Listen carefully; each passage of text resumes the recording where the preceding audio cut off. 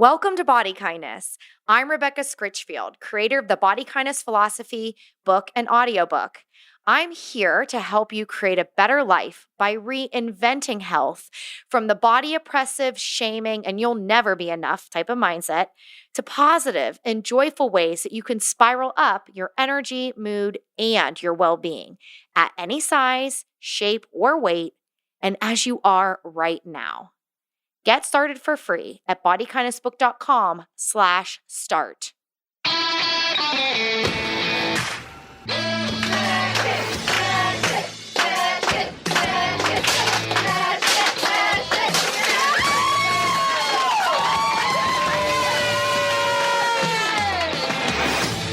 That's the sound of me smashing a stack of scales in front of some friends.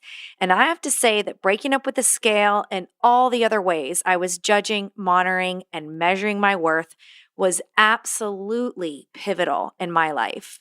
Creating the body kindness philosophy and letting myself be a human being again helped me become a better mom, a better clinician, and a happier and healthier person. I believe we all have a right to decide how we want to care for ourselves, and I think we all need support in figuring out what that looks like.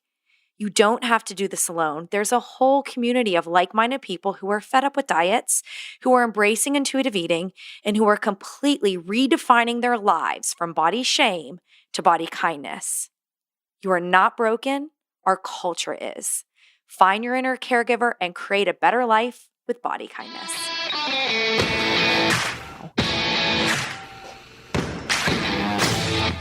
Hey, Bernie, what's going on? Rebecca, same old 2020 goodness. What can I say? Wow, you're optimistic if we're calling 2020 good. Well, it's November 1st. Yesterday was Halloween, and we had two pumpkins. And we had no plan of what we were going to do with them. And I came home and I saw that the girls and their friends had recorded two different ones. And one's like that classic jack-o'-lantern, like, woo! And the other one looks like that face from like the Scream character, like, ah! Perfect. So I was like, oh, it's our year in pumpkins, how it started and how it's going. Pretty much. I saw this shirt one of my neighbors had on, and I almost took it right off him because I thought it was very appropriate for everybody to be wearing. And it just had an image of a ghost, kind of a very generic image. Uh-huh. And it just said, "This year is boo sheet." And I was like, that sums it up pretty well. But here in Chicago, it was a beautiful day. Super excited. It was almost like another way that 2020 kind of jabbed at us because it was so beautiful. And of course, here we are double thinking whether or not to even take our kids out or what that's going to look like, or should they be accepting candy? I mean, everything that goes through a parent's head, right? No matter what the science says, we're always going to err on the side of safety. So last year here, it was like sleeting and snowing, and it would just, again, it sums up 2020 great that it was a beautiful Halloween day here in Chicago. And you had a whole other set of things to worry about. I know, Yeah. It's really hard, and like, it's very stressful, and stress builds. My kids are still learning 100% distance, and we're going with the flow, and we're trying to get back safely. And there's no roadmap for how we're going to get through not just this year and, but to save human lives again, and it absolutely ties in, to the election. I've been talking for several weeks, Bodies on the Ballot, with Jacqueline Friedman and Soraya Chomali. And that's, I've been trying to use the podcast as a way to just, I want people to engage in their civic duty to vote. I want you to help others. I want you to have the conversations. In DC, driving by, you could see banners, vote like your life depends on it. And it's interesting because I read that and I do feel like I'm voting like my life depends on it. But being, a cishet female, listen, the patriarchy sucks. No offense, but it does suck. So it's not, I have my disadvantages, but I have so much body privilege. And, I think that the listeners, based on emails we get and reviews we get, that everyone's at a different place on their own journey and being good to themselves. And, outside of, you know, exactly everything, every place where you stand, in politics, because there's always nuance. I feel that for body kindness, a fundamental agreement we all have to have is respecting body autonomy. And that is the right for anyone to do anything that they want with their body. And as much as I would say, listen, body kindness is not the place where you come and pursue weight loss, because it's not. I fully respect other people who might be actively pursuing weight loss as something that it's their job to decide. And then there's so many ways you could look at body autonomy within the practice of body kindness and our individual and our collective well-being. But then when you take it even further and just think about things like the Supreme Court and the laws and who is guiding our country, it's, my neighbor was like, America isn't America anymore. And that led to this whole conversation of, maybe is this the thing that's supposed to happen to then help us really, engage in reparations from slavery? We still haven't done what all is needed to do. So yeah, like for me personally, on this day where we're recording, like I've already voted. And I refuse to say things like my vote doesn't matter. Being a DC resident, it does matter. We've talked to our kids about it. Interestingly, when I voted, it was at my kids' school where they can't go. And I hadn't been on campus since last March. And I think that distance was a comfort. Oh, yeah, I had Andy go pick up books or belongings or whatever. I didn't feel afraid. And I was fine going in, but it was leaving. I felt the relief that I voted. I got my I voted stickers. They sent me extra to take to my kids. I thanked every volunteer. It was so safe. It was, it was, Sure. I was in this feeling of pleasant, but I went quickly to unpleasant. And I just started just these soft, gentle tears, like I wasn't wailing or slob blob falling on the floor, but they were tears. And I said, and I could just feel my body tightening and then feeling cold. And it was a warm day. And I just said to Andy, I said, I think I'm feeling overwhelmed with grief right now. It's like I can feel images of little kids. I could see where Audrey was in kindergarten. I could see where she was in first. Isla was entering at first grade, but it was supposed to be her first chance to be at Merchant. Just all this stuff, Sure. And I just said, I just feel so much grief that we are where we are. And it's not, so get our kids back in school. It's science and safety first, fundamentally. But I think I just never let myself process all of that. And now it's like, and now we're waiting in the wings for what's going to happen election-wise. Well, sure. And I think it comes in waves, right? It's not just processing this whole thing, at the beginning, it's checking in with yourself. And it's, for me, what you described isn't too far from some of what I would almost classify as panic or anxiety that I feel that kind of hits you from time to time.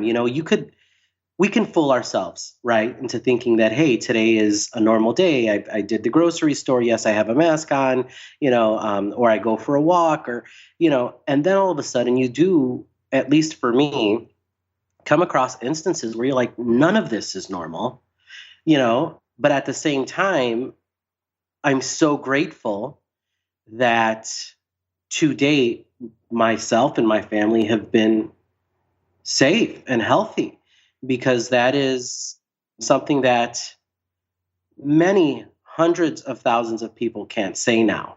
So it's, for me, right, trying, especially heading into, we're in November now, trying to be thankful for whatever we can be thankful for, because it's so easy to go the other way. But I can definitely relate to what you say, and I am in no way kind of like, yeah, but look for the positive. No, it's realizing that this grief for me and anxiety has come in waves. Seeing my daughter in her Snow White costume with a mask on, that's such a variety of emotions that I go through just looking at her as she's getting ready in the house, right? There's no mask, and she's just beautiful and so excited and so happy to be there. And her little brother was the poison apple. Oh my gosh. I need to see a picture of that. Yeah, I'll send it for sure. And Bernie had to do it different, right? So I had him a rock t-shirt made of poison and just put a little apple hat on the top, right? Not to mention he doesn't really like stuff on, so I figured we'd make it really easy. Yeah. But then, of course, as you head out, Bennett put on your mask. Mm-hmm. And then you go to houses, and our neighborhood was awesome. Mm-hmm. Super blessed. You have a bunch of people that went out of their way to create tubes out of PVC, and they're And drop sliding the candy candy down the into tube. bags. Oh, absolutely. I mean, some people went all out, painted Uh-huh. the tube, put stickers on it. So people really went out of their way, I think, to try to make it as normal as possible. And I thank each and every Mm-hmm. one of you out there in this country that have done that. To our listeners that completely didn't shut out their doors. And it's Mm-hmm. hard, right? That's a decision, a personal one. But for those that did it, It makes a it was really difference. nice. It's so Yeah. interesting that you bring that up because I'm listening to you, and what's coming in my mind is this idea about finding joy in chaos and how we need to be able to find our joy to spiral up in our own emotional well-being, but also to remember our collective well-being. And it's really the preferred human status to belong to each other and to Yeah. connect and to help Oh, each other out. That is, I mean, positive psychology has shown that, and Daxter Keltner is one of the main researchers. I think his book is something like Born to Belong or something like that. I'll have to find it and make sure yeah. I include a link in the show notes. But he was a professor of mine, and early on when I was trying to use positive psychology as a framework for what I was eventually became body kindness. It's what led to me wanting to make sure that there was a focus of collective well-being and belonging. And I think that your recent Halloween example parallels mine. And yeah, so of course, when we decided to be masked, I'm like, they're going to get masks that match their costume. So Audrey was Dizzy Tremaine from Descendants 3, and we paint splashed her shirt. Sure. But she had like a sparkle multicolored mask. And then Isla was Glinda from Wicked Musical. So in her bubble Wonderful. dress. And so for that, we what did we do special for her that I was going to say? Oh, we tied balloons to like the icy blue balloons to her dress to kind of represent what Glinda came down in like a bubble machine. We obviously weren't going to blow bubbles Yeah. like that. So we tried to sort of mimic, we tried to sort of mimic that whole feeling. Sure. But yeah, and it was, but to let ourselves feel good, it helps us process our stress energy, and we need it so bad. Out of nowhere, I posted to the Facebook group. I said, show me your joy, like share any kind of picture you're willing. And I'd love to see your joy if it's from Halloween or other times. And the pet pictures just came rolling in, and they made me feel happy. And I'm commenting and like, oh, so cute. Then they're sharing a story. This was after a walk. This was, so it's reminding me more and more that I really do feel like we all are going to get through this if we remember that we belong to each other, if we think about our fellow human and that it is about a collective well-being. There will be differences, but if we can remember some key things, and that yes, through this agony, COVID, politics, all of it, because I could be wrong, but my husband's assigned to work in Delaware, and he's assigned at least for the week. And so maybe, no one's really going to know, and Sure. who knows exactly when this will be out. Will it be out on election day, the day after? I'm not really sure. We'll see how quickly I can get it done. But the point of it is we're anticipating stuff right now.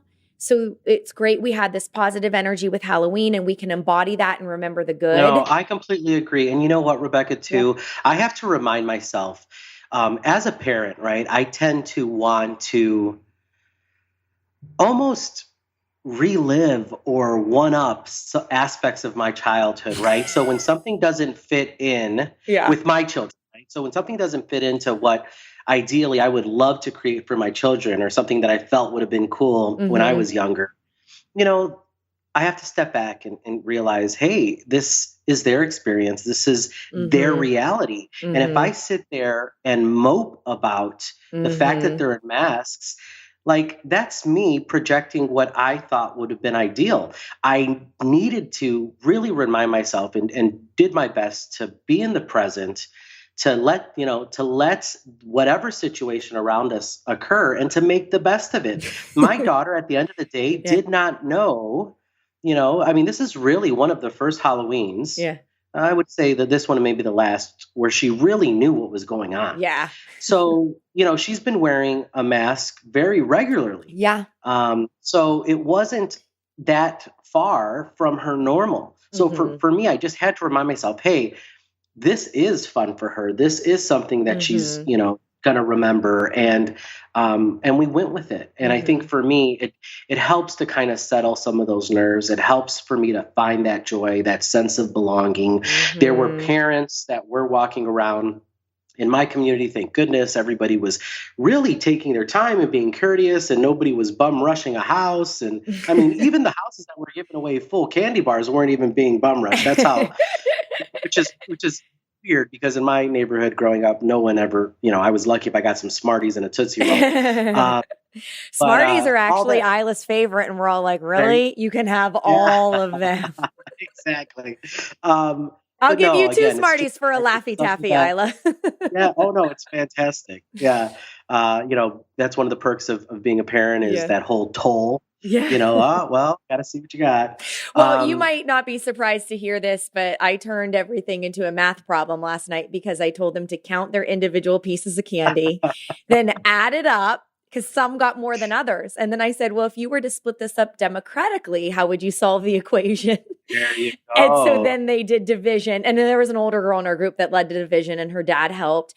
And so I was like, ooh, I feel like I'm getting like, politics, math, science. You're doing Um, great. Like you're winning. Like you're not but me. Like they like Betty loved just it. poured out. They loved Betty poured doing out that. on the floor, and this is how I can tell that she, thank goodness, has her mother's brain, because she just started sorting them by color and Yep. size. And then some people went She ahead made and made like little a distribution bags so that, spreadsheet of yes, it. no, so this is what's interesting. So like this, so she wakes up this morning Uh-huh. again and starts redistributing, puts them in little bags, and then gives a bag to her mom, her brother, and myself. And I was like, wow, whose kid are Yes. you? You're sharing candy? You Yeah. obviously didn't grow up, in my See, it's her family. experience. And I want to dovetail one more thing. And when I was listening to your talk, I had this vision. I had this thought bubble in my mind of how you were feeling.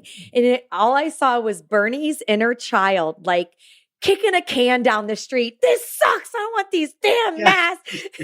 Yes. Like I Yes. literally saw your parts step Yes. in, and your Yeah. inner care, and so it's like when I'm talking about parts, I'm talking about internal family systems, which I did not go into detail in describing a body kindness. And there's a whole, it got cut out. Let's just say that, but it's in there when I talk about inner critic and inner child and perfectionist.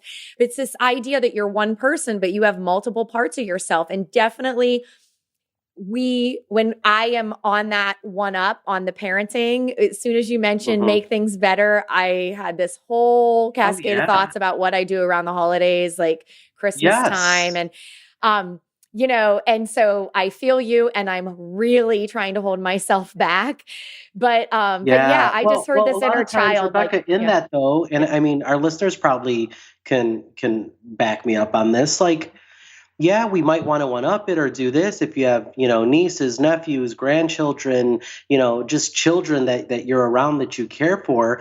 You always want to try to do something nice or bigger or Mm-hmm. better. But what we forget is there were so many beautiful lessons and experiences that we had, no matter, for me, again, it was a single parent environment. Part of our gift was always a Christmas outfit for that day. Mm-hmm. We got to wear a new sweater. So it Mm-hmm. was just those things that really bring back memories, and to me are the most, I hold in with extreme fondness, Mm-hmm. So it's, yeah, knowing that you want to do better, but what does that mean, right? Mm-hmm. Because I felt like I was given everything I needed, and the things that I didn't, sometimes went by the wayside, and that actually was okay. Mm-hmm. Mm-hmm. So, Yeah. Yeah. But, I think in the idea of both of our stories, though, I think that there's an element of permission to find something good and let that help you spiral up, feel calmer, more collected. We don't have to pretend like what's happening isn't real or isn't harmful. I no, mean, like I absolutely said, not. bodies on the Yes. ballot. Yes. Literally, people's lives depend on how the vote is going to come out. And there's going to be happy people and sad people and angry people. And we don't even know. We literally cannot even begin to predict how the next weeks or months will unfold. but we know that we're in our kid's pediatrician, we are firmly in a third wave. It's going to be worse than the other two related to COVID. Because of it being winter, more people indoors, and people aren't going to listen around Thanksgiving and Christmas time. And that scares me. So it is, no one's trying to say it's not bad and scary. It definitely is. And we need to survive it, right? We need to be in it for the long haul. And I think Absolutely. part of it is letting ourselves define this joy, but also what can we do if we're already in a burnout situation? And if we're not yet at burnout, but we're on our way there, how can we kind of prevent it, or, truly really like help ourselves? And so I want to mention a couple resources really quick, and then we'll talk more about burnout. But I started looking about what's my self-care plan, at least through the elections and next few weeks. And so I've got some things in mind: protecting my sleep, bonding with my kids, like things that are distracting, different yoga and meditation type things. I've permission to like not have to produce, much in terms of work, like show up and be there for my clients, but just some flexibility things. But I also found some ways to be in community with others, regardless, without knowing affiliations or anything like that. And so both of the links are in the show notes, but one of them is this United in Self-Compassion Circles. It's only on election day, every hour, and it's run by the Center for Mindful Self-Compassion, which is Kristen Neff. So that link will be there. Like I said, I'm going to do my best to get this out really quickly. If we accidentally miss it, her resources are great anyway. And then the other one is Surge, which is showing up for racial justice. Now, this is Surge DC. So if you're not a part of Surge, and I really encourage you, if you care about racial justice and social justice, to check out the national, find out your local chapter. There are really big-hearted volunteers doing a lot of great stuff. Anyway, the thing that I found that I signed up for, and they're doing it on November 4th and November 10th, and I believe it's open to anybody, even though it's Surge DC. But again, if you find out nationally what's offered, or in your chapter what's offered, or if, even if you're not a part of DC, but they'll let you sign up, it could be great. But it's the Surge DC Healing Team, and it's a somatic and emotional processing space to support white people and or folks who benefit from whiteness in the face of the election and its aftermath. And so it's really interesting to me because I've been doing, over a year-long white identity in an affinity group connected to my school. So like nice white parents, things like that, with experts who facilitate. It's been really personally important and meaningful and valuable to me. And so I understood right away, right, how, and also with Resme Menakem's book, My Grandmother's Hands, and he talks about white body supremacy and the Black body and trauma in the police body. And he does somatic therapy as well. So I'll include that link. But when I talked to Francine Maxime in an earlier podcast, she took me through somatic experiencing, and that was through racialized and historical trauma as well. So this particular event, it is going to be, I believe, we need to heal ourselves, because we are also going to need to continue to show up, right, as the white people who care about dismantling white supremacy.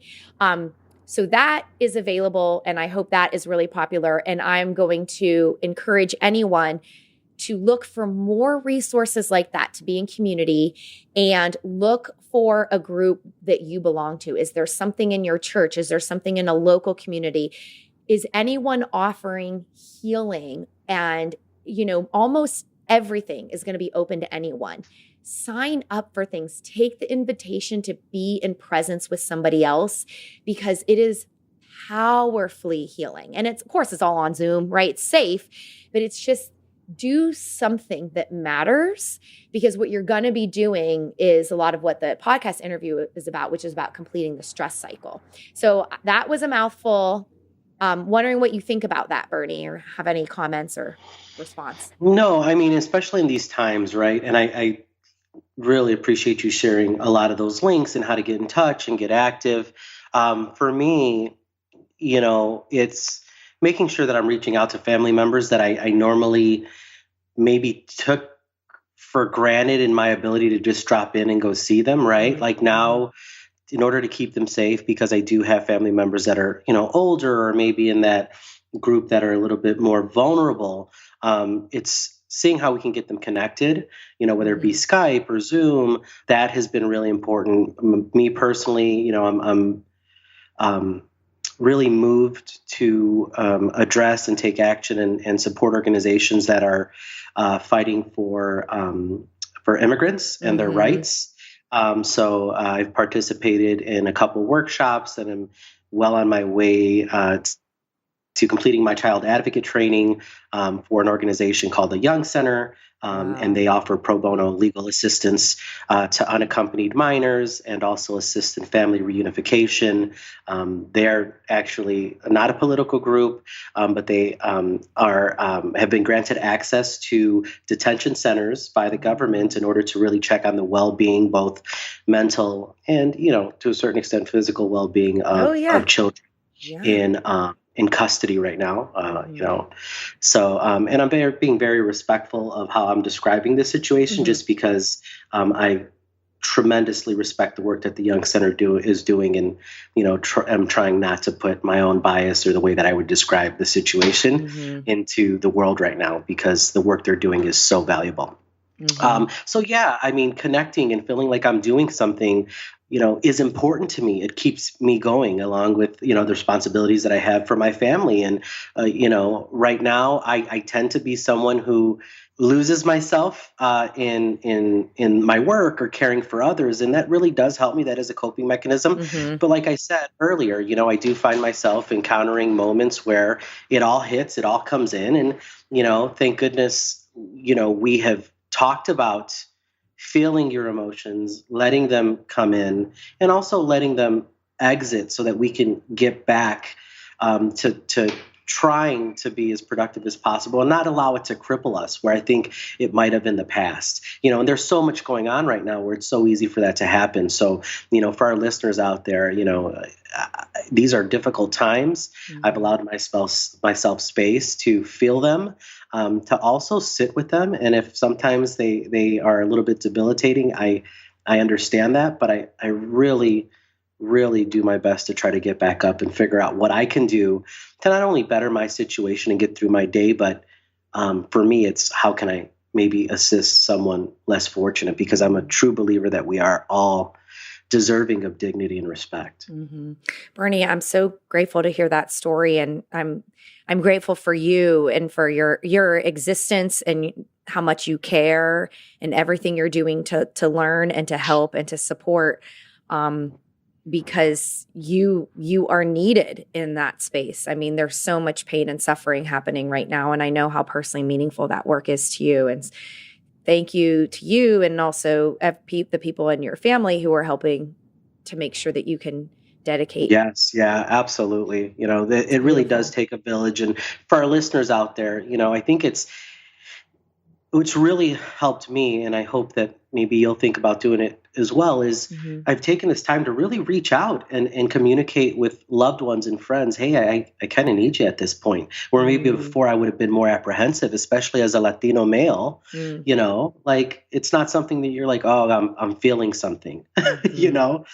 And I laugh because it's unfortunate, not because it's funny, because there is a network of family members and friends and community organizations that could really help lift us if we just let them open our mouths, take that first step. And that's not easy, right? I want to acknowledge that. That's not easy, but I've always been amazingly and pleasantly surprised that when I open my mouth, how much support is out there.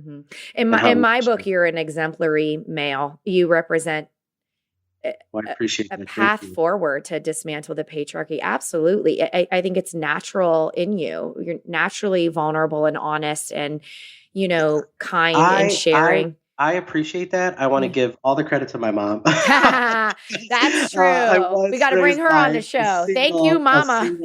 Single mother, and I have a very strong and wonderful and wonderfully intelligent wife. So it's one of those things where we're just able to have those types of conversations, and we work through what it means to be a male and the roles that have been placed upon us, and what does that look like if we don't feed into that, or if we flip it. I think that in the past we talked about how somebody had gifted Bennett a kitchen set, and how that in no way is a gender thing in my family or offensive, because dad does the cooking. So when she plays with her set, she's more like daddy. She's cooking with me. And, those are all huge things. But in these very stressful times, it's finding that small joy. I mean, we are dealing with just so many unprecedented situations. And if I can just bring us back to COVID, because again, we're talking about finding joy in this time, which is extremely important, but also realizing how scary and how much this has impacted so many families. And to those families, my heart goes out to you. I cannot understand what that's like, but there's so much love that I have, and I am doing my part, and my family is to keep those around us safe, whether it be wearing a mask or, just making sure that we're being very aware of any symptoms. I think that that's me personally and my family. That's what we're doing, because we are all in this together. And what really scares me, right, there's this extra level of stress that I want to share.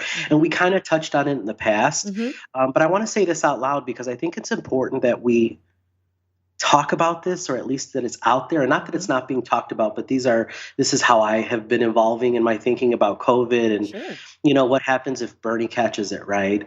I've even thought to myself, and I woke up in the middle of the night with this weird thought about how I would have to justify potentially how I was cared for if I had to be rushed to an emergency room. Am I going to write on marker, like on my chest, like father of two, like this is my body, I've run marathons, please don't give up on me because I'm overweight. Because now, as you're seeing these ERs being filled and ICUs being, running out of space, like, is somebody going to look at my body and say, well, had he taken better care of himself, maybe this wouldn't be have affected him as seriously, and he would have had a better chance. Let's take care of somebody whose body better fits the image of somebody who cared for themselves. So, I mean, when I say that, this is the type of stuff that I have thought about. Like I like Jen, before you shit me off, right on my chest in marker. And I know it's extreme, right? But I don't think it is. Well, it's fear. It's fear based in reality. There are hospitals that have protocols.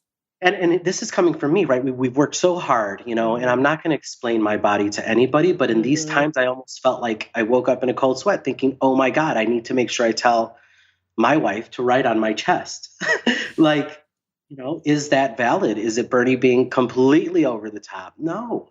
I mean, because I'm going to do whatever it takes to get back to my family. And not that anybody isn't. Let me go ahead and put that out there. Yeah. But, that's you're worrying about something that I don't have to worry about.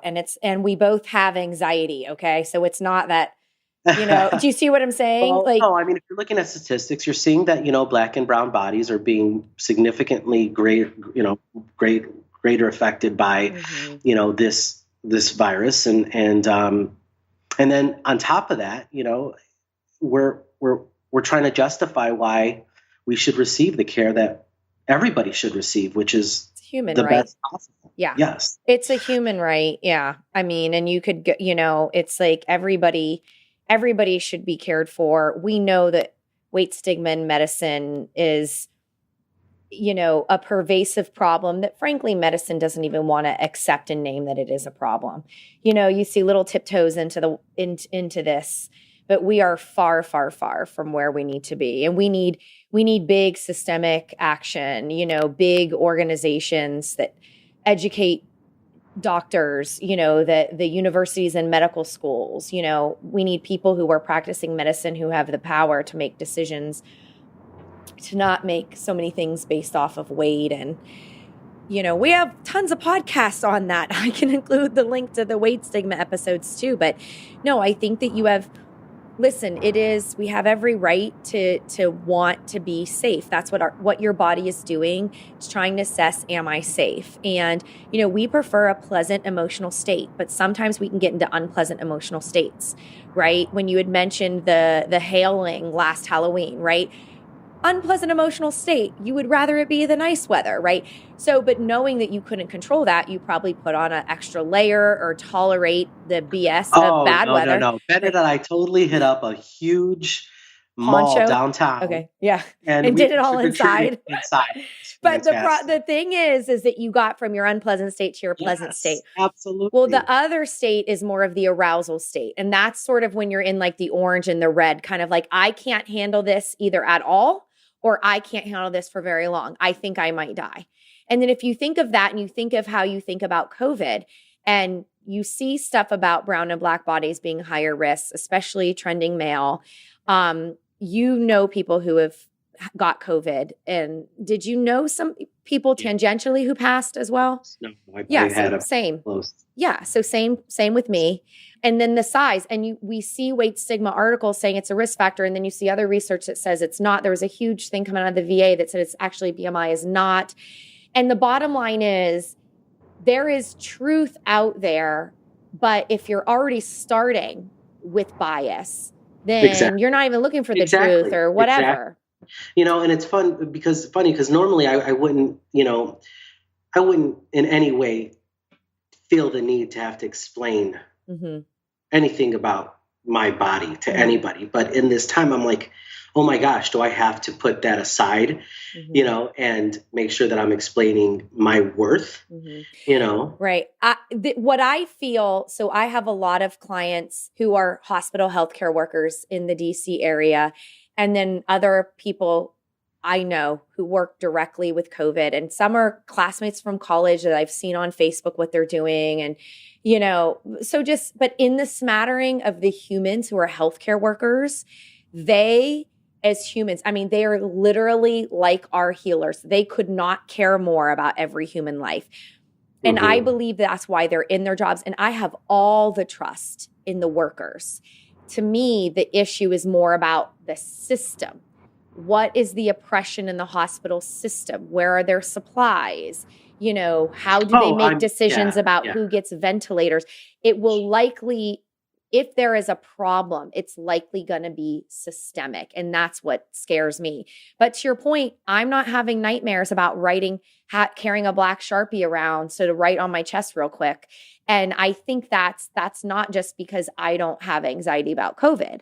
I think that is my weight privilege and my race privilege as well. And I'm so grateful you shared it. I'm so sorry for that pain. You don't deserve it.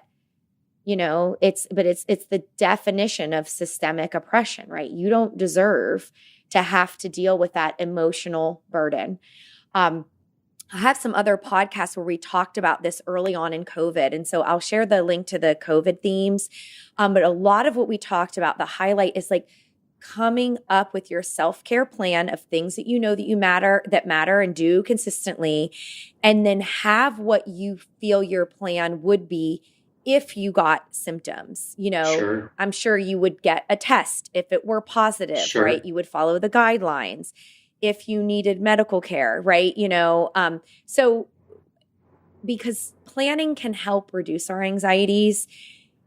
And then I would highly encourage, and again, it's coming up on our burnout chat, but to complete the stress cycle.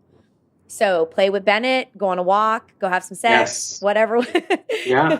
Hot shower, cold shower, all of it, whatever. But like do things to complete the stress cycle, because that stress you're feeling in your body. And, if any listener has ever said, I feel sick to my stomach, or have a gut feeling, or I've got pain that moves around my body, or pain I can't explain, almost everyone I've ever helped with gut issues actually have anxiety.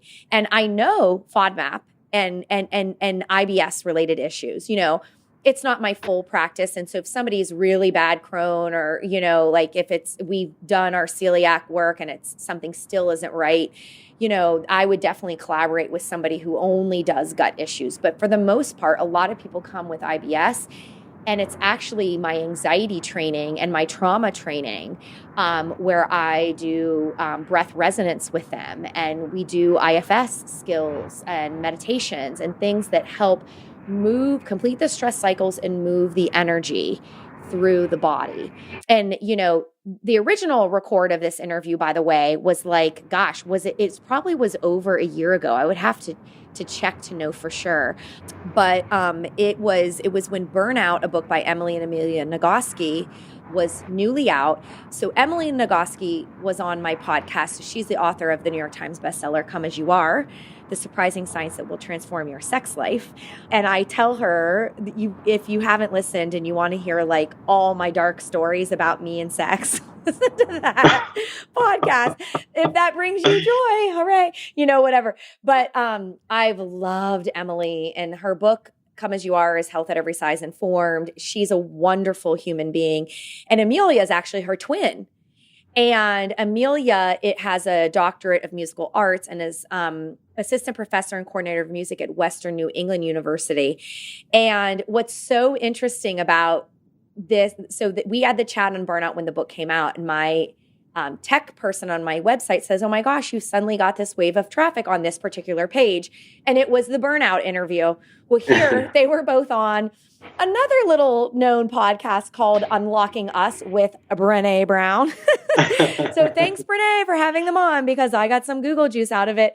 But anyway, I listened to their chat with Brené, and it was amazing. So I want to include the link to that in my show notes, and you've probably already listened, but if not, definitely go listen.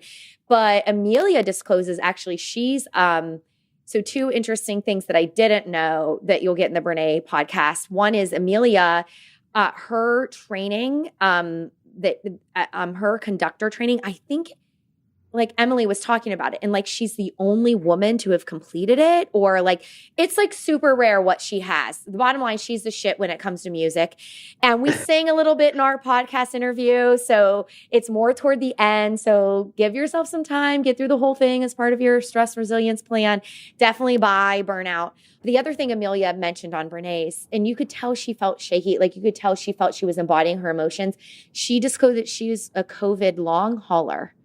So, and she's still feeling the effects of COVID. And so to your point about the fear and realities, like that made me feel so much more empathy and compassion, just because I had the privilege of interviewing these twins. Their book is amazing. Their advice is so very helpful. When I talked to them, we didn't have COVID. We weren't close to the election. So you're going to see us mostly focus on human giver syndrome, how to complete the stress cycle. We talk about the bikini industrial complex. Amelia tells awesome stories about working with Require kids and like their sort of how their relationships with their body get in the way of their singing. So it's chock full of information. We have fun. We laugh. We kind of have our little, this crap ain't right moments.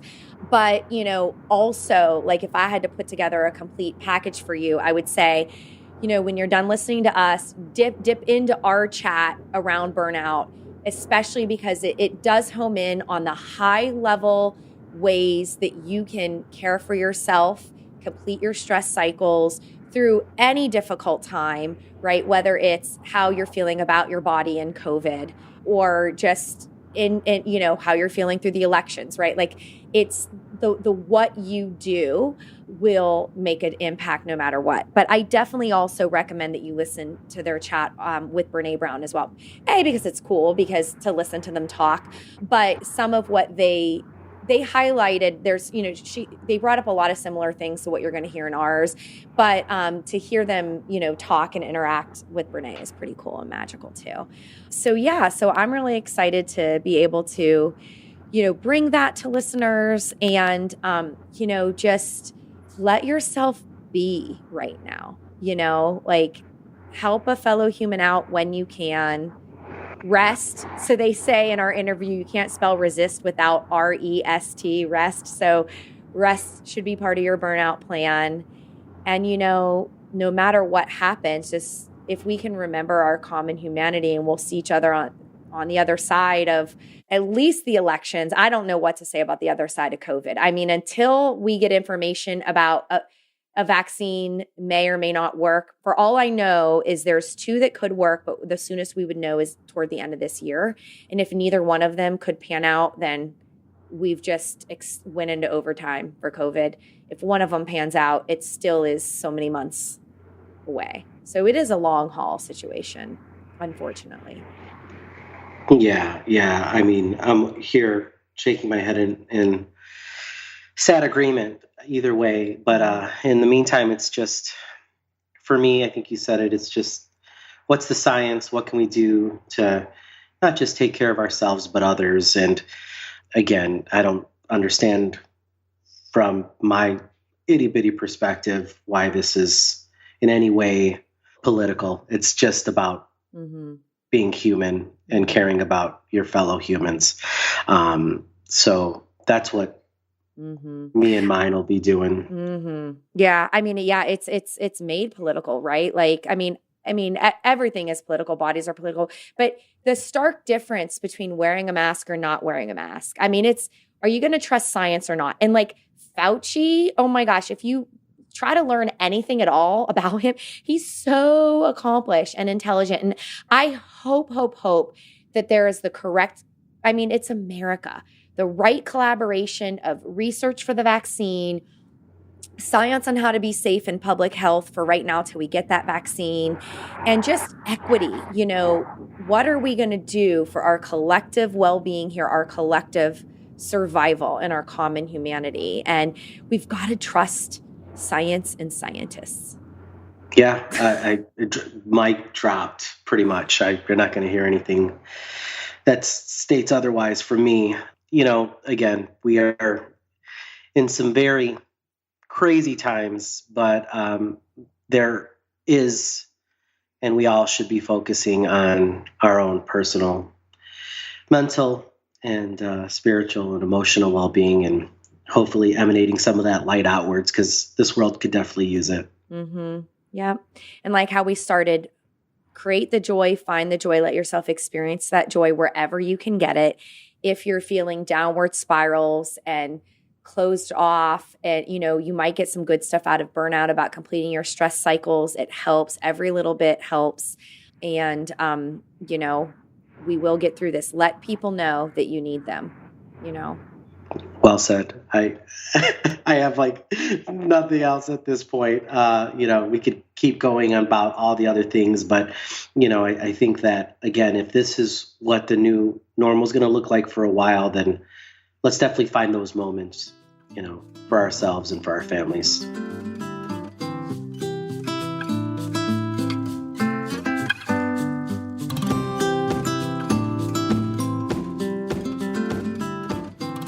I think we all know what burnout is, but I'm going to ask, what is it anyway? And what are some of the warning signs? Yeah, it is the case that everybody knows what burnout is. We spent 3 years writing the book.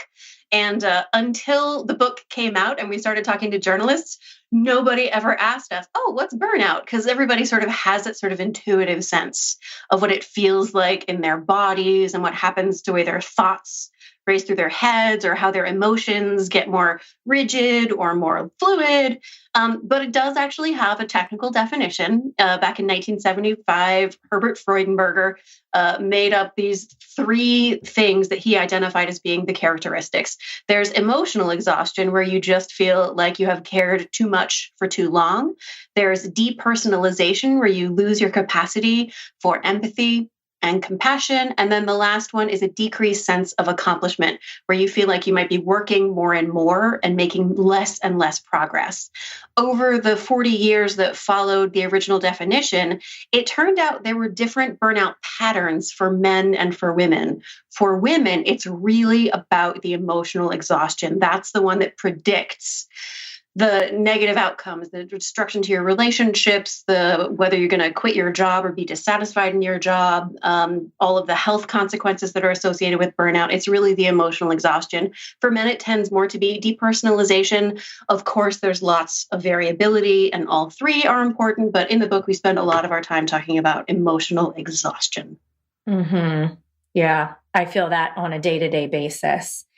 Our shorthand, our sort of like lay person, is if you feel overwhelmed and exhausted by everything you have to do, and yet somehow still worry that you're not doing enough, that's burnout. Mm-hmm. Yeah. And there's so many things that impact it, right? So there's gender differences, right? Yeah.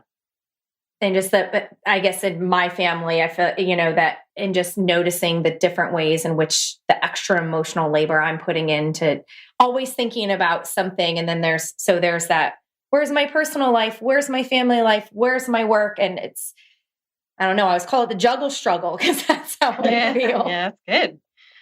So there might be biological differences about how women and their hormones tend to respond to stress, but the most important factor we found in impacting the way women respond to stress was a thing that we call human giver syndrome. Mm-hmm. This is language that we adapted from a book by moral philosopher Kate Mann. Her book is called Down Girl, The Logic of Misogyny. Mm-hmm. And in that book, she posits a universe where there are two kinds of humans: human beings who have a moral obligation to be, to live their full humanity, and human givers who have a moral obligation to, give their full humanity, which means their bodies, their time, their energy, their very lives to the human beings. And this sad state of affairs is not exactly this black and white. This is the cartoon version. Mm-hmm. But if we imagine which one are the women, I think we can all figure out pretty quickly. Oh, yeah, the women are the human givers. And being a giver is not inherently bad for you. If you're a giver who's surrounded by givers, that's really a beautiful relationship that can support your personal growth and keep you from ever burning out because you're surrounded by givers who will notice and give you whatever you need to make sure that you are safe and comfortable. Whereas if you are a human giver and half the people you know are human beings who feel entitled to your time and your energy, and they expect you to be at all times pretty, happy, calm, generous, and attentive to the needs of others, then you're going to give and give and give and never get fed, never receive any fuel back. And that is exactly the formula for burning out. Mm-hmm. So this is interesting to me because, first of all, I loved human giver syndrome in the book. I was like, yes. But, well, what's the opposite of giver? A taker. And nobody wants to be a taker. Mm-hmm. And so whether there's that natural predisposition, what is culturally constructed for people as should be giving and at any and all costs.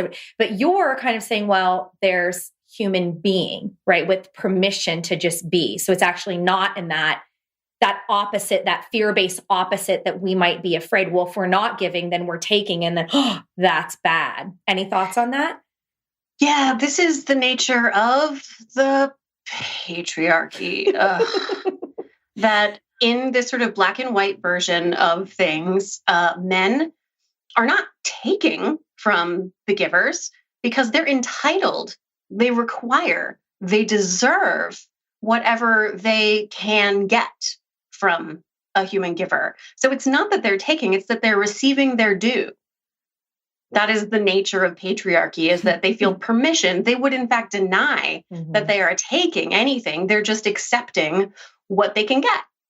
And you can see this dynamic at play when at any time the dominance of white, male, cisgender, straight men is ever called into question. When gay people want the right to marry, there's a response as though you are taking away the rights of the more powerful demographic, which is that sense of entitlement is your human beingness, thinking that if someone else gets anything, even if it doesn't actually take anything away from you, the idea of them receiving anything is still a wound to you.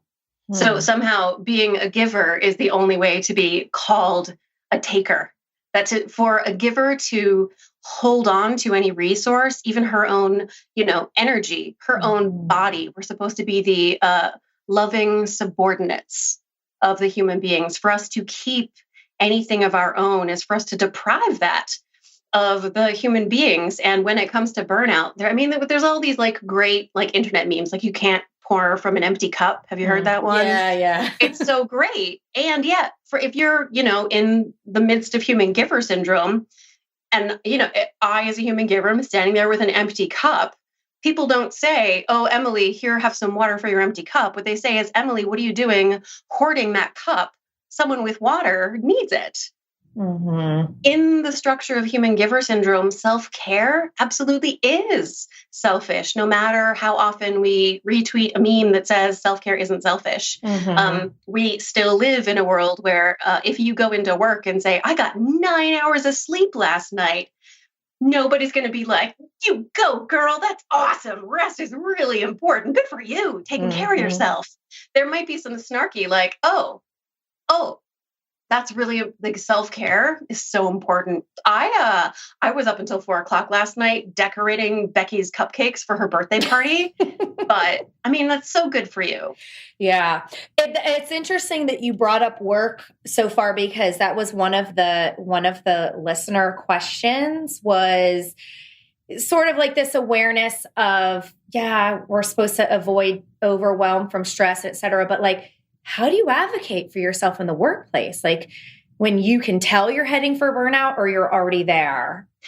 Every situation is going to be completely unique. And this kind of problem solving is going to require attention to detail.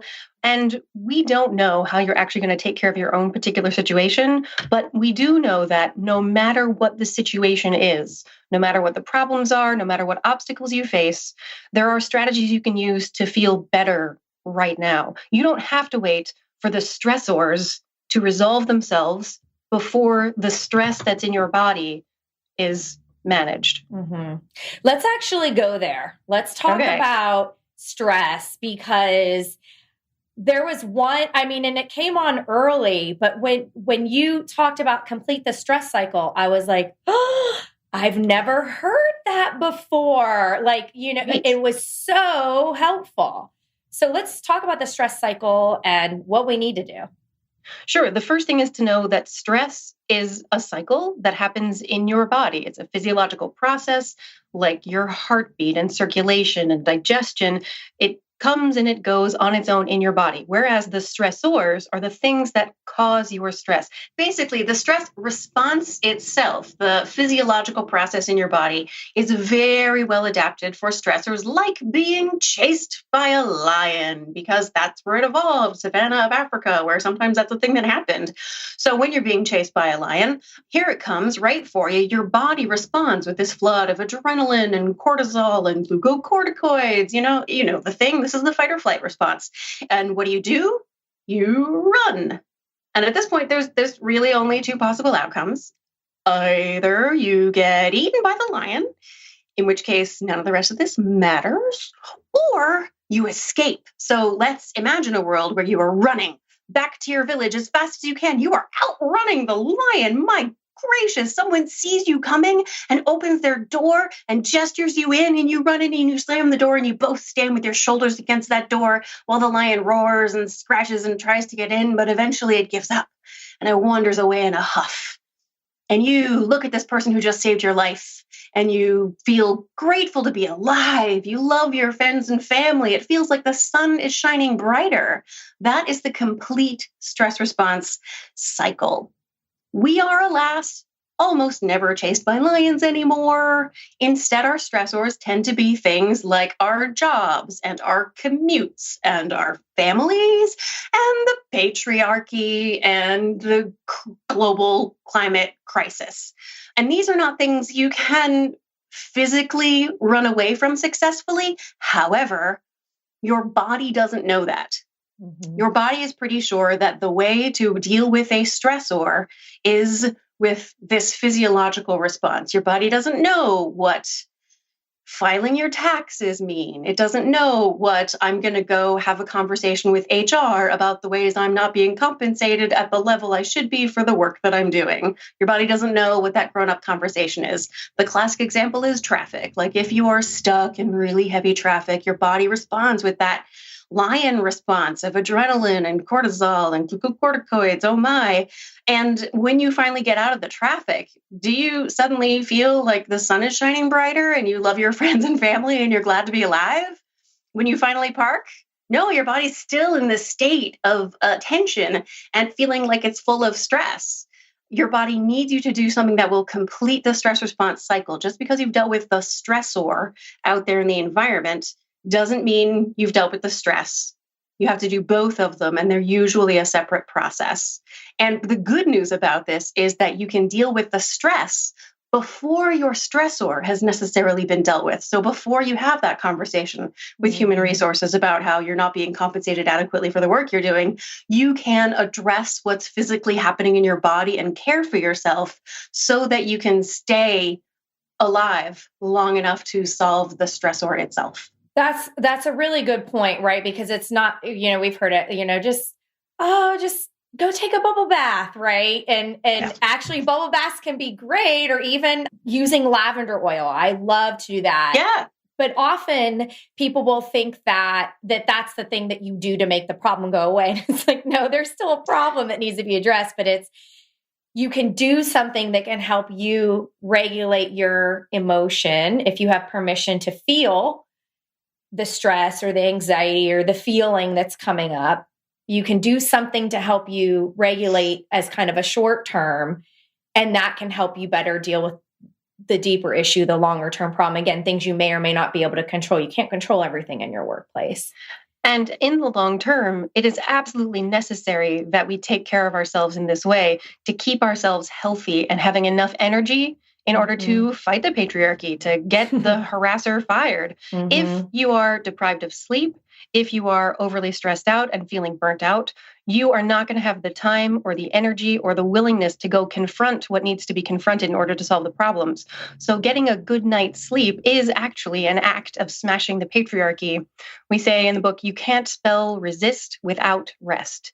You being healthy and well cared for is absolutely essential for you being here for the resistance. I love that connection too, right? Because of course, anyone listening is probably like, what are you talking about? That's not enough. I need to do this list of 72,000 things, which, the work will be there and the work can also be overwhelming. But to be able to make that connection that self-care isn't selfish. And it's also not, can we also be real for a minute? Even there's sort of this message of self-care, right? And and the three of us are white women too, right? And so it's that sort of that beauty ideal, that thin white woman, just love yourself and take care of yourself. And that's really popular in our culture, right? Like, cry and go wash your face, if you get what I'm getting at. Yeah. And it falls really I am short. so worried about Rachel Hills. Yeah. It's a narrow view syndrome, of what really works, isn't it? Yeah. In human giver syndrome, what givers are required to be is pretty, happy, calm, generous, and attentive to needs of others. And that very first one, pretty, is a very important one that digs across many aisles of our lives. And in terms of what pretty is and how it's defined, it is a white supremacist ideal. It is the thin ideal, which is deeply and profoundly toxic, but it's also a white ideal when it comes to face shape, skin color, all of that. It's not just really terrible for body image and fat shaming, but also it's a white supremacist problem. Yeah. And we have to talk about it because we've got to start somewhere, right? So if you're listening and it's like, okay, so this idea of completing the stress cycle and understanding that I can deal with the stress, I could deal with the stress that's impacting me in the immediate term before dealing with the stressor. So that you can be well enough. Right. To deal with the stressor. Yes, exactly. Right. A lot of white women feel like they don't have the energy to fight somebody else's fight, right? Yeah. They're being pushed hard enough. Everything is already extremely difficult. And how are they supposed to also take on advocating for women of color or women of size? And yeah, you're right. If you're already exhausted, there's no way you're going to have the resources to do that. But once you become aware of how to listen to your own needs, how to set the boundaries by paying attention to what feels right for you, you start to heal and feel stronger and have more energy and time to give to the other givers around you.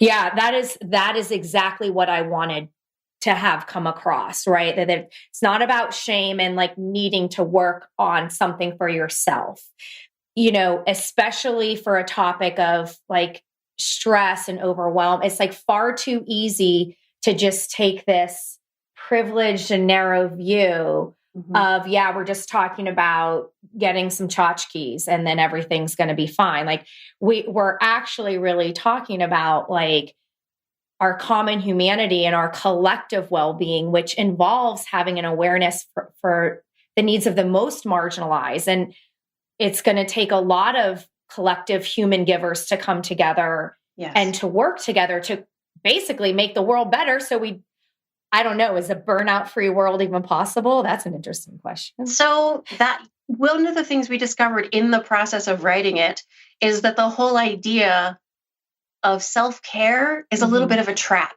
The idea that like, it's your job. I call self-care the fallout shelter you build in your basement because apparently it's your job to protect yourself from nuclear war.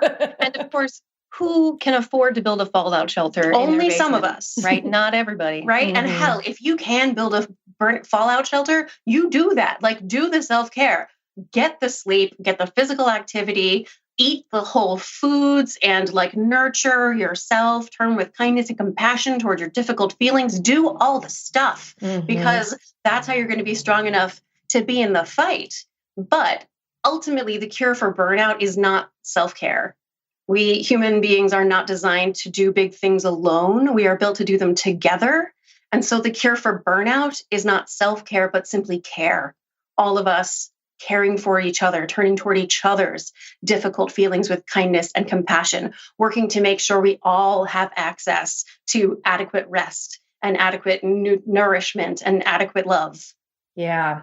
And that's what we need to be focused on too. Otherwise, we're just going to be, first of all, only including the most privileged. But then secondly, it's just nothing is ever going to change, right? 3 generations from now, we'll still be dealing with burnout and the expectations that, hey, you caused this, you can fix it. The personal responsibility message that we get across the board just completely ignores all the social aspects of what it means to have health or to have a well-being, and it just is really dangerous and toxic. Like, to me, it's like, okay, you have these problems and you're to blame for them. So you take action to solve them.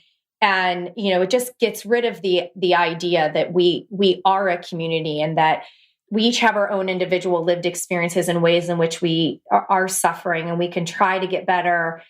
And that is essential, right? That kind of secure your oxygen mask philosophy. And at the same time, it is, for the more privileged, it's going to be the easier thing to just stay there and just focus on you. And I just think that conversations that are pushing culture to a better place are willing to go there to talk about that it's also actually not just about you. There's a whole system and structure that's been existing since before you were born. And it's not a coincidence that these kinds of messages originate from people in oppressed identities. So women of color, fat women, trans women, women living with disabilities. The original language of self-care comes from people living with mental illness, needing to do sort of like basic work in order to maintain their stability within the community. And it sort of got co-opted by capitalism and turned into this sort of like thin, young, shiny-haired white lady on a yoga mat, apparently talking about her home equity loan, which is a commercial I just saw of like 2 thin, young white women on yoga mats, literally in yoga poses, standing on their heads, talking about finances. And I was like, oh, there it is, right? It's like literally right in front of me. Oh, capitalism and yoga. Oh, dear. So a certain kind of yoga, you got to do yoga in your bikini now, and it has to be shredded, ripped yoga. So we are, with the privilege that we have, we want to be like lifting up and amplifying and turning attention toward the voices of people like Ivy Felicia and Jessamine Stanley, list of extraordinary women of color, trans women, women with disabilities who are having brilliant conversations. May I recommend for everyone Layla Saad's Me and White Supremacy workbook. I'm a white lady who feels like I've really done a lot of work, like I really made lots of progress. Right. And this is a 30-day challenge to confront your sort of internal resistant little pieces of like white superiority. And it was rough to be confronted with the residual pieces of stuff that I had not yet found when I thought I was one of the good white people. Turns out thinking you're one of the good white people is white supremacy. So the Me and White Supremacy workbook by Layla Saad, Saad is her last name. She lives in Qatar. And it's brilliant, and I really recommend it for everybody. Let's take a quick pause from this conversation for an important message from Bernie Salazar.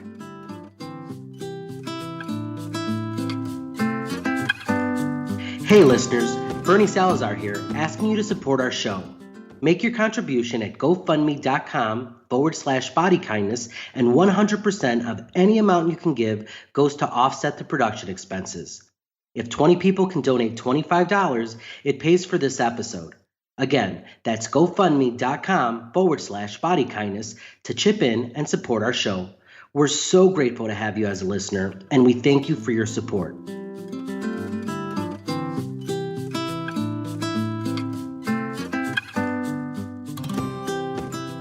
It's no coincidence. Chapter 3 is about meaning and being part of something larger, because we definitely wanted this book about burnout and quote unquote self-care to be connected to an entire universe of people who are caring for each other, so that when you start to attend to your own needs in a way that starts to eliminate human giver syndrome, and you learn to become a human giver who is surrounded by other givers and is protected from the toxic messages of human beings, as you start to turn toward that internally, it gives you energy and ability to see where it is needed around you. And coincidentally, when you feel like you are a part of something larger, that connectedness is actually really good for you and can be a source of burnout prevention. Yeah. A personal testimonial to that experience. I've never felt like that I've been a more capable clinician until I actually stopped doing everything weight loss dieting and became a member of ASDA and learned about health at every size. And I'm always going to be learning and growing, but that sense of knowing that there was a better way to do work and to have values and stand for them, it really is like, it changes your life for the better. And it's okay to be uncertain. Well, I just feel like I have so many things, just to be at a place where you can be in an open mind and listening, can be one meaningful action that's going to lead to more. Absolutely. And once you find that discovery or make that turn towards something larger than yourself, I don't know anybody who's found a moment like that where they really felt universally connected and of service to something where they felt like they were done now. Oh, I discovered it and now I'm done. What that leads to is a perspective that increases your curiosity, that increases your interest in what else can I see around me and what more is there that I can do and what other people are there who need help, who I can reach out to now that I'm here in this place of capability. And, and nothing really helps you help others you care about than your own going through it yourself, right? Because it's your best teacher. Absolutely. There's a section in chapter 2. So the whole first section, there's 3 sections of the book. And the first section we call What You Take With You, that's where Amelia does the Yoda voice. Only what you take with you. It's not a good Yoda voice, but I tried. I love it. It's staying in this edit.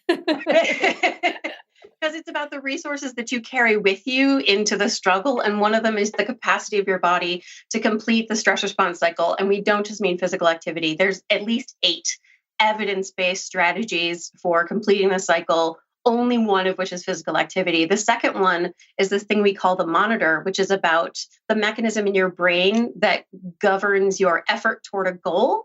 And one of the things we say right in the beginning there is that having there be like no gap between the world you live in and the world you want to live in, that's not the goal. That's not a natural, normal state of being. There will always be a difference between the world you live in and the world you want to live in. What helps us to stay sane and feel satisfied is knowing that that gap is normal, learning to live with it. And in fact, the, principal social justice leaders of our of the last 200 years are people who have seen the biggest gap between where we are and what is possible. They knew they would not live to see the ultimate resolution, like their vision of what the world could be would never come. And learning to like be comfortable in just like taking steps toward that is really important. And the reason why the third resource you bring into this fray is a connection with something larger than yourself. And which something larger that is going to vary from person to person. My something larger, this is Emily, my something larger is teaching women to live with confidence and joy inside their bodies. Amelia's is just art. As simple as that. When you spend time connected with your something larger, then you know that the time you spent engaged in that work was movement toward the world as you know it could be. And you don't have to feel frustrated that the world isn't here yet, because you know you are doing what your body is able to do to push the world toward what you long and envision it to be. Well, I long envision a world where there is no longer a bikini industrial complex. Hallelujah. Let's blow it up. Absolutely. So I'd love for you to share, because every day, we could talk about it every day, and we're still going to be talking about it because somebody new is going to be coming to the table, and this is going to be the eye opener. So what is the bikini industrial complex, and why is it so bad? The bikini industrial complex is a phrase, this is Amelia, that it came pouring out of my mouth in a rehearsal one day because I had a room full of college students, mostly women in their late teens and early 20s, and I could not convince them that they needed to relax their abdominal muscles to allow themselves to breathe. They even consciously knew and kind of wanted to do what I was asking them to do with relaxing their abdomen so they can expand when they inhale and then contract when they exhale, which is how breathing works. They were all really convinced deep down in their muscles that your stomach is supposed to be hard and flat, and that if it's not, then you're a failure of a human being. And so when I asked them to breathe, it's like I was asking them to give up on being a person who deserves love. So I needed to unbrainwash them for a minute to tell them there's this bikini industrial complex, this huge conglomeration of corporations, all kinds of businesses, and also government lobbyists, which has been successful. And so it actually reaches into the government. This is a government sanctioned mind control problem that's trying to tell you that you're supposed to have abs of steel. And that's a fucking lie. I'm sorry. Can I swear? Yeah, I love swears. It's a lie, and it's dangerous for you. And it stops you from being able to actually breathe. And if you can't breathe, well, you sure as hell can't smash the patriarchy. So the phrase bikini industrial complex came pouring out of my mouth in that context of trying to explain to my students why I need them right now, right here in my classroom, to start being aware of what they really believe is true about their bodies and what they have been told by sources that may or may not be credible is supposed to be true about their bodies. And to take this moment to turn their attention to the possibility that maybe their abdominal muscles are supposed to expand and contract and oscillate through the different states of being that they're capable of. And maybe the more you learn to expand and contract, the more breath you can take in, the more breath you can let out, the more possibility of what you can express with your voice and with your whole self. So that's what the bikini industrial complex came from. I love the idea that was in a music class and in a singing class about how to work with your body and use your body in a way that it's designed. Yes. And then sort of compare it to, I mean, how many messages today have we seen that was upheld by the beauty industrial complex, right? Any ad. I went to the drugstore, therefore uncountable messages. Yeah. Yeah. And I tell my students, singing is a bodily function. It happens in your body. It is your heart and your mind and your spirit and all the art you make.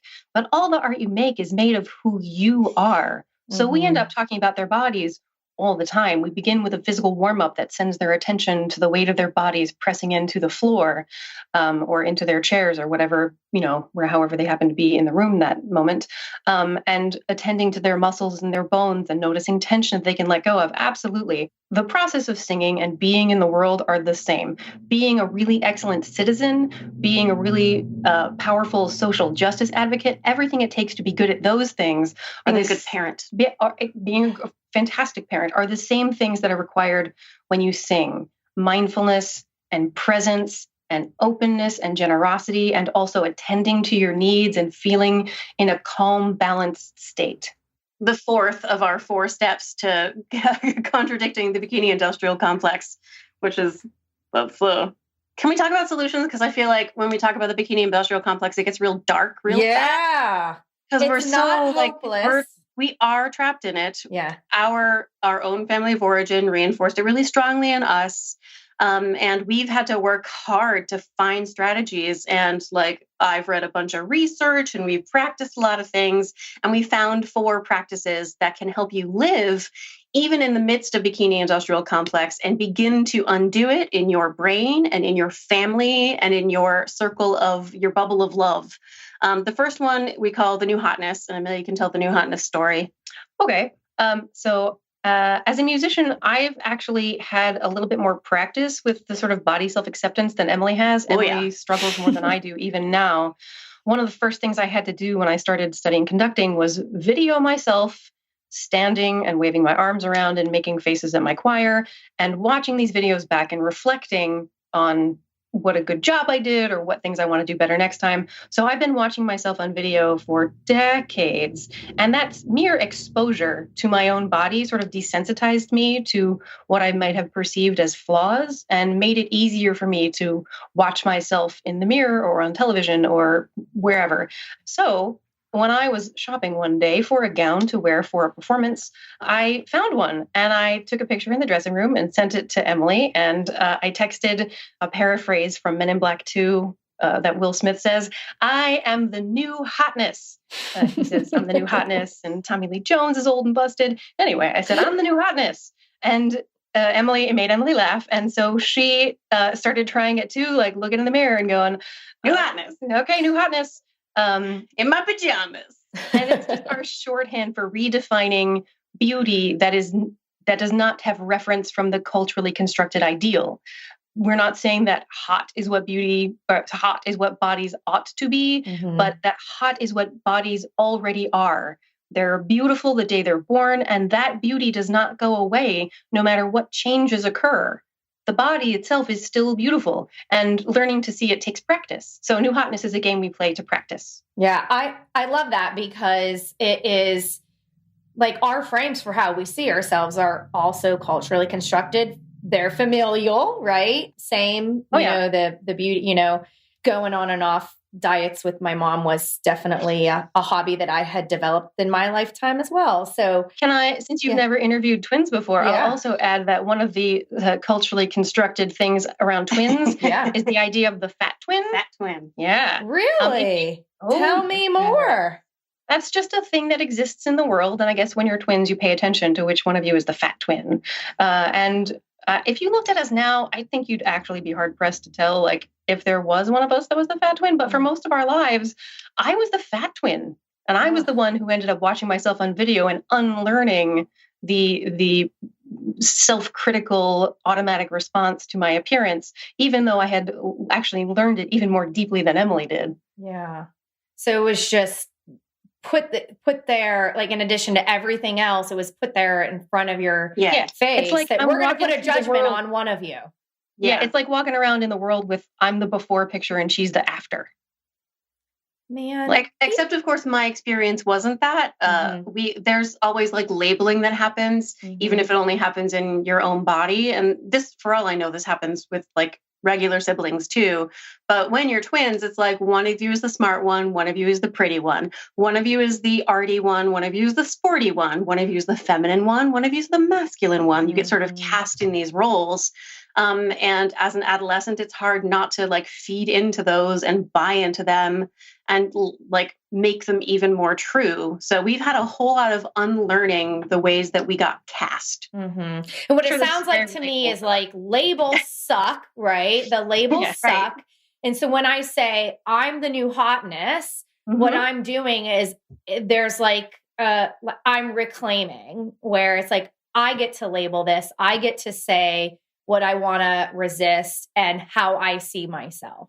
Exactly. Lindy West talks about it in Shrill, just asking yourself the question, what if I just decided that I am worthy as I am, that I'm beautiful as I am, that I deserve love just as I am? She says it maybe more expressively and articulately than I'm paraphrasing, but you get the idea. Yeah. And she also talks about deliberately exposing herself to images of bodies that she has been taught to reject. Yeah. And that mere exposure, just seeing those images, he says, expose yourself to these images until they don't make you uncomfortable anymore. Just look at different kinds of bodies until it feels normal. This is our step 2, is everybody is the new hotness. When you notice that reflexive judgment that happens in your body when you see a person out in the world, notice that and just be like, oh, right, that was the brainwashing of the bikini industrial complex. And she is the new hotness. She is beautiful exactly as she is. She was beautiful on the day she was born, and some loving adult held her body and called her perfect and beautiful. That was all true about her body then, and it's all true about her body right now, just as it's true about my body right now. I'm the new hotness. She is the new hotness. You're the new hotness. We are all the new hotness. This takes a lot of practice. I still get those reflexive flashes of judgment, and I just notice them, like, oh, hello, brainwashing. You are not yet completely undone. That person is the new hotness. Right. And that's now I know you also have the Mad Woman in the Attic from the book, The Inner Critic, which yes, we all have. But can we counter the Mad Woman in the Attic with new hotness response? The Mad Woman in the Attic is the voice of the inner critic. Her job is to bridge the gap, nay, chasm, between the world as what the world expects us to be, who the world expects us to be, and who we actually are. So if it's one of the things that the world expects us to be is thin, then the Mad Woman in the Attic, her job is to say, if you are not thin, you will not fit in, and no one will ever love you, and you will die alone. That's what the Mad Woman in the Attic says. And she is a mad woman, and she is wrong, but she is trying to protect you. And that self-critical voice, there's a lot of sort of general advice in the world that says you should shut that down and ignore that voice. But can you imagine if you were trying to yell at someone to keep them safe because you really believed they were in danger and they just ignored you? That would be enraging. So what we suggest is what you would want someone to do if you were yelling at them because you thought they were in danger, which is to turn to that voice and say, hey, why are you yelling at me? You think I'm in danger. I hear you. Thank you for trying to protect me. I understand that you think this is true. But guess what? Nope, we don't have to conform to the culturally constructed ideal. We can be safe, and we can be loved, and we can be healthy and happy just as we are. Thanks for your, trying to keep me safe. But actually, I'm the grown adult here, and I am taking care of myself, and I'm going to be fine. Yeah, and I think so many people, when they're just starting to practice self-compassion and kindness, that to even differentiate like your inner caregiver voice from your inner critic voice is a step. Like, so how you're talking about identifying her as a person who really cares about your well-being, but isn't really saying the helpful stuff. It's so important to create that separation, because otherwise it feels like your identity, right? And like you're fighting with yourself, and that feels hard for people. That's actually why we recommend people really like sit and think about like a persona for this mean voice in their head, this inner critic. We turn her into a mad woman, find out where she came from. When did you first hear from her? I think I was probably around 11 when she popped up in my head. What's her origin story? What is she afraid of? Like, what does she need? Because when we figure out who our mad women are, they're these unpleasant people nearly always, but underneath the unpleasantness is this vulnerability and sadness and fear and usually exhaustion, because she does care and she is trying, and she has an impossible job of trying to close the gap between who you actually are and who the world expects you to be. That gap cannot be closed. And her job is to close it. You'd be crazy too if that were your job, right? Like, so no wonder, like I can have compassion and empathy for her situation. That doesn't mean I have to believe her, but I can So here's my example. I had this conference in my calendar for Sunday morning. It was in my calendar. And then Saturday morning, I get a text. Hey, Emily, are you upstairs? We're ready to get started. No, that's a nightmare. Oh my God. Did that happen? Yes. And she made that sound. Yes, that's exactly Amelia what was happened. in the room when this happened. Yes. I was easily an hour away from where I needed to be in order to get there. Like, it was just not going to happen. I fucked up very badly in like a nightmare kind of way. And of course, my mad woman is Te from Moana, the lava monster. Yeah. So she starts throwing lava balls at me like, you have failed. So I take my own advice from the book. I like sit quietly. I turn toward the lava monster who is enraged at me. And I ask her, like, talk to me. Tell me what's going on for you. I have crossed the horizon to find you. I know your name. Moana does this too. She's like, I'm not afraid of you. They have stolen the heart from inside you. It's not her fault that she's crazy. But this does not define you. This is not who you are. Know who you are. Yeah. So that was less than 15 seconds. Absolutely fair use. So I turn toward her and she starts telling me how, like, when I make these errors, people are going to hate me and resent me and realize I'm not a professional. I have no idea what I'm doing and I'm going to die alone, literally. And when I can listen with kindness and compassion in this way, literally like Moana turning toward Te, she's holding Te's heart in the palm of her hand. We hold the heart of our own worst enemy right there in the palm of our hand. And if we can turn toward her with kindness and compassion, she will start telling us, like what my lava monster started telling me, which is not just that I was going to die alone, but how afraid she was for me, how important it was for me that she keep me safe, and how tired she was from working so hard all the time to make the world think that I am, perfect. Not that the world thinks that, but like working so hard to put on a show to make it seem like I never make mistakes. And I had this sense of like, I am like turning towards you with your heart. And it does turn out, if you haven't seen Moana, I am about to spoil it. She turns into Te Fiti, the goddess of life itself. If we can turn with kindness and compassion toward our inner critic, it turns out she is the ultimate source of abundance and creativity and power and love. Ultimately, that's my relationship with my mad woman. And it takes work, and I'm not like, it's not like I do this 100% of the time, but when you can manage it, it's incredibly powerful. Amelia's experience of her mad woman is totally different from mine, though. Well, now I have to ask. Yeah. My mad woman is, I see an image of two sort of like throbbing black dust bunnies, like a big giant one that's sort of looming over the little one. And there's a kind of vertiginous pull. And I experience in my body a sense of vertigo of like my size changing relative to the space that I'm in. Sort of like the what's it called? The pull zoom that Alfred Hitchcock does. Dolly zoom, where he zooms in at the same time as pulling the camera away. So the person stays the same size, but the background changes relatively differently. I have that physical sensation and sort of a vision of that, of these two little squiggles.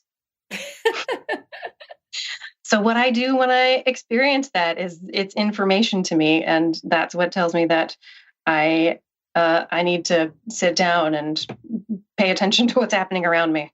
Yeah, but you're able to neutralize it as information, right? So to take it from a judgment to, hey, this is information that I think could help me.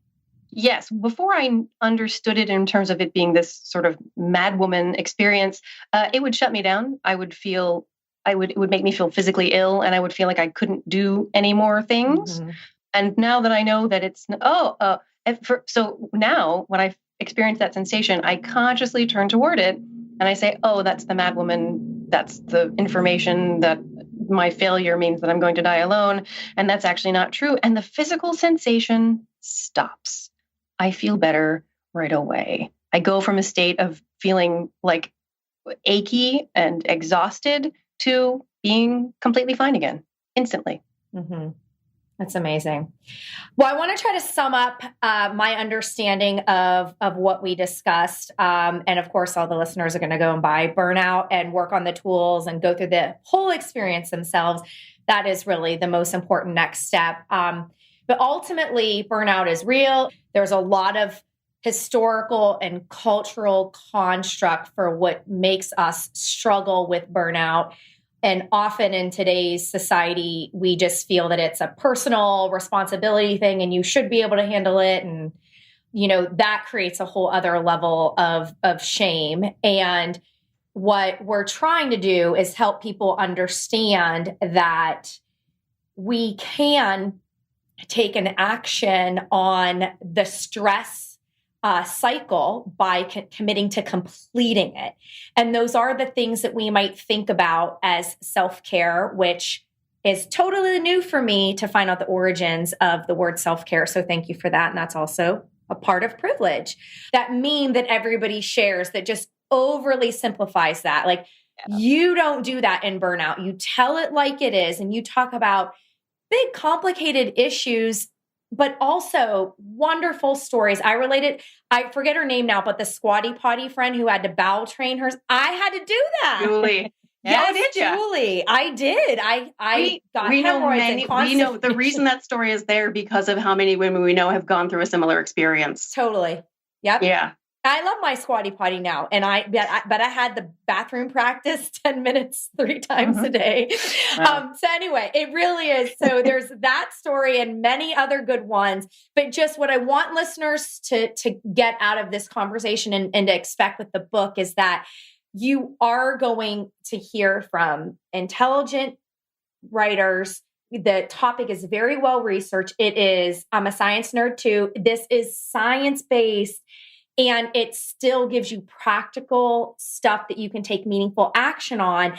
And it's not going to sell you short on the, okay, this is hard, and then just smile and wash your face and it'll all be fine, right? This is not that kind of a book. It really goes there in the things that we can and can't control, but also does give you a better sense of meaning and purpose so that, and even how we ended on the of how to deal with our mad woman, I think it's almost relating to kind of where we're at and what is sort of typical manageable stress and rolling with it, and so that we can better know ourselves, right? When it gets overwhelming, that we have better tools of dealing with it.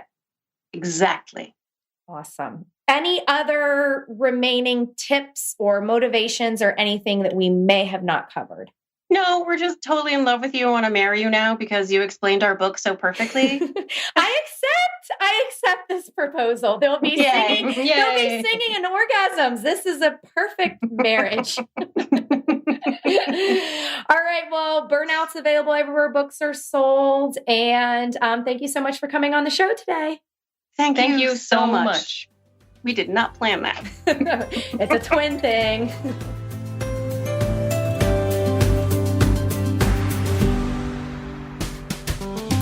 And that's our show. The podcast is made possible with support from listeners. Please donate to help offset production costs at gofundme.com/bodykindness. And please rate and review the show when you have a moment. It really matters. Let's keep the conversations going on Facebook. Search Body Kindness and request to join the group for Body Kindness readers and listeners. Have a question for us to answer on a future episode? Visit bodykindnessbook.com/question. Body Kindness books and audiobooks are available wherever books are sold. To request a signed print copy, visit bodykindnessbook.com/order. For other questions about this podcast, please email info@bodykindnessbook.com.